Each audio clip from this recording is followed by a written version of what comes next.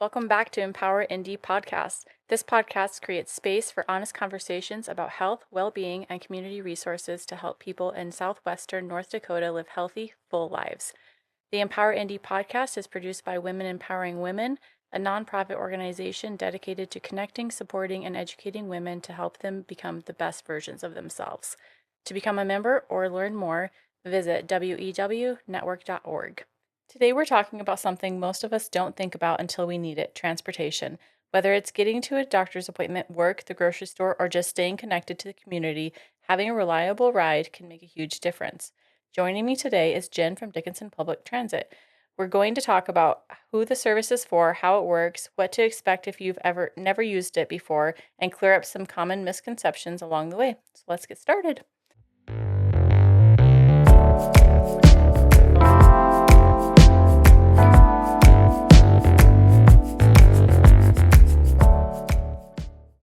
Okay, so can you just introduce yourself and tell us a little bit about your role with Dickinson Public Transit? Sure.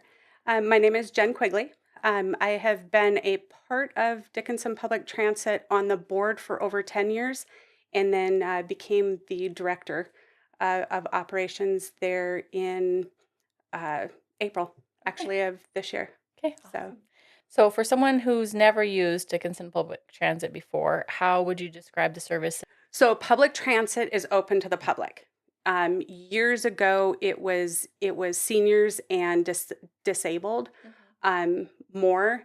It became open to the public quite a few years ago, and so we do seniors, disabled, anybody that wants to go to work, medical appointments, really any rides we do. We're open 365 days a year. We do have some shortened hours during the holidays, major holidays. We do have some shortened hours, but otherwise we are open all the time. Okay. What do you think people commonly misunderstand about public transportation? That it's not open to the public. Right. That is the biggest misconception out there, is that, well, I can't ride it because it's not open to the public. It's just like any other transportation. Right. We are open. We have all of our vehicles are ADA accessible, but we have vans and buses that are always on the street. Awesome. So if someone listening has never used Dickinson Public Transit before, what does the process look like from the first phone call to arriving at their destination? So the first phone call would be calling into dispatch, scheduling a ride. Dispatch will ask them questions, get their name, address, where we need to take them, the time that they would need to be at an appointment, and then the software that we use creates the window of time to when a driver would show up. There's a 20-minute window. We ask that the riders be ready in that 20-minute window. The drivers will be there within that 20 minutes. They only wait for 5 minutes and then they move on. But they come, they pick you up, take you to your destination. If it is say a shopping trip or a medical appointment, we can schedule a pickup time, or we can take and do it as a will call. And so then once your appointment is over with, you can just give us a call. We get you scheduled and get you onto the next available vehicle. Okay. So when they call, what information do they need to provide? Name, address. There's a few other questions, but then also, how are they paying for the fare? Okay. We do cash, credit card. You can also put money onto a balance. So a lot of our riders that are frequent, say riding to work or something like that, they have a balance. Okay. So they put it on monthly, weekly, however they want to do, and then it just deducts off of that. Okay. So how do you determine where riders can be taken? So public transit goes within city limits, and that's $4 a trip. So that's a one-way trip. Anything outside of city limits is dependent on rider and vehicle or driver and vehicle availability, but it's $4 plus $1 per mile. Okay. So even coming from out of town, if you need us to come and get you, bring you in, take you back out, it's something that can be worked with. The other thing that we do is we do trips to Bismarck on Tuesdays and Thursdays. Okay. And those are scheduled. We ask that they get scheduled the day before, minimum the day before, so that we can kind of get anybody that is going to Bismarck. That way our drivers have a schedule. So that kind of goes into one of our other questions of how much advance notice do they need to give? We do on demand and we do pre-scheduled. Okay. So if you have work trips that you need to schedule, it's great to get them in there, get them out as far as what you can. If it's on demand, say, you have car troubles that morning, a lot of times we can get you in pretty quickly.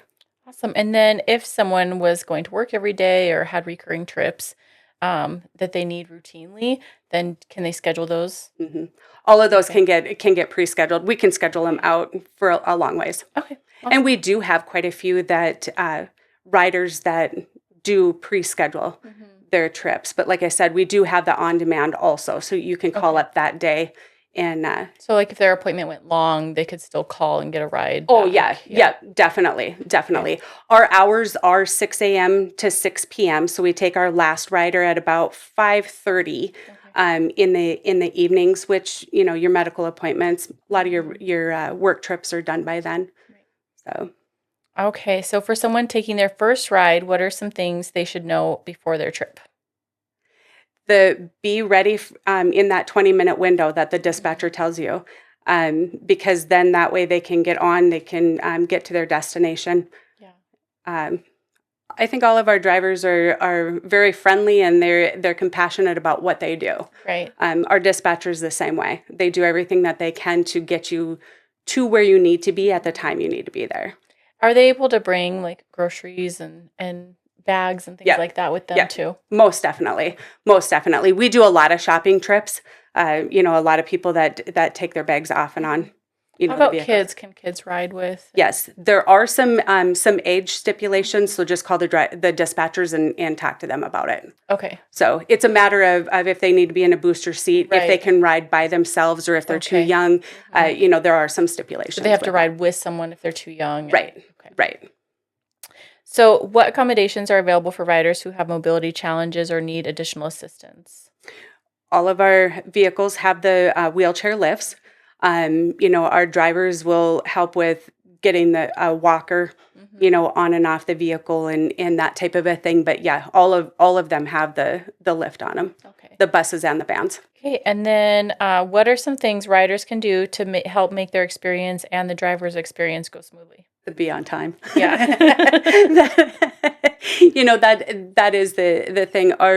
Our drivers, because of the way our schedule works and the software that we use for dispatching, it's constantly updating in the background. With new rides being scheduled, maybe being canceled, a medical trip that needs to get fit in.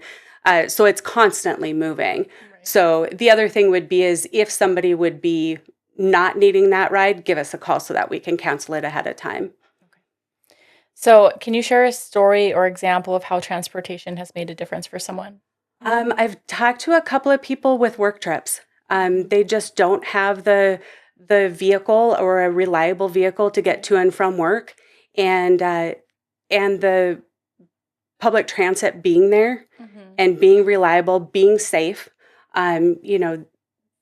that makes a big difference for them. Right. I have, as a family member of people that have used public transit and need it, it's a huge burden lifted from family that usually would give those people rides or can't get off work for appointments and things like that they can still go to those things and be a little bit more independent and not have to rely on family members to give them rides.